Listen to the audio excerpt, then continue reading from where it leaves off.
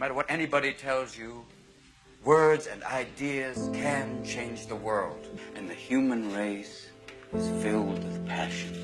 Medicine, law, business, engineering, these are noble pursuits and necessary to sustain life. But poetry, beauty, romance, love, these are what we stay alive for.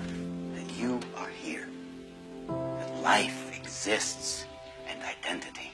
That the powerful play goes on and you may contribute a verse. What will your verse be?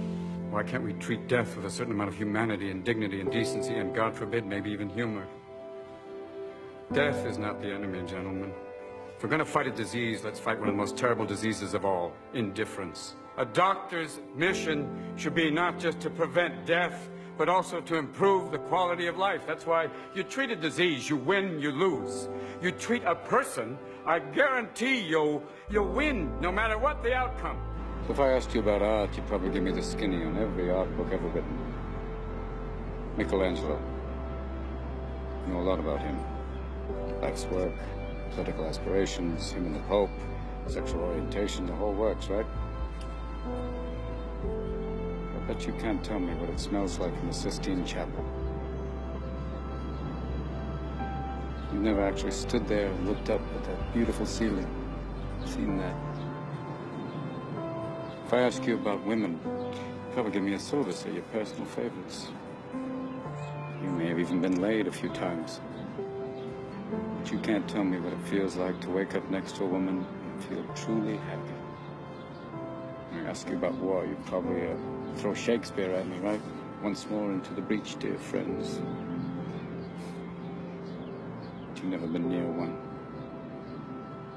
You've never held your best friend's head in your lap. Watch him gasp his last breath, looking to you for help. I ask you about love, probably quote me a sonnet. But you've never looked at a woman and been totally vulnerable. Known someone that could level you with her eyes. Feeling like God put an angel on earth just for you. Who could rescue you from the depths of hell. And you wouldn't know what it's like to be her angel. To have that love for her, be there forever.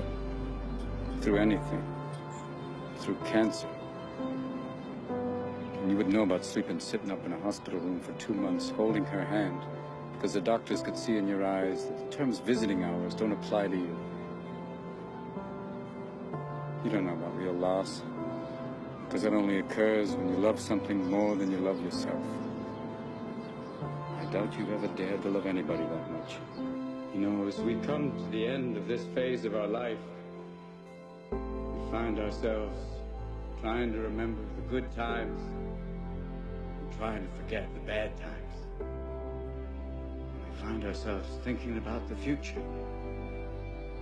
We start to worry, thinking, what am I going to do? Where am I going to be in 10 years? But I say to you, hey, look at me. Please, don't worry so much. Because in the end, none of us have very long on this earth. Life is fleeting. And if you're ever distressed, cast your eyes to the summer sky. The stars are strung across the velvety night. And when a shooting star streaks through the blackness, turning night into day, make a wish. Think of me. And make your life spectacular. I know I did.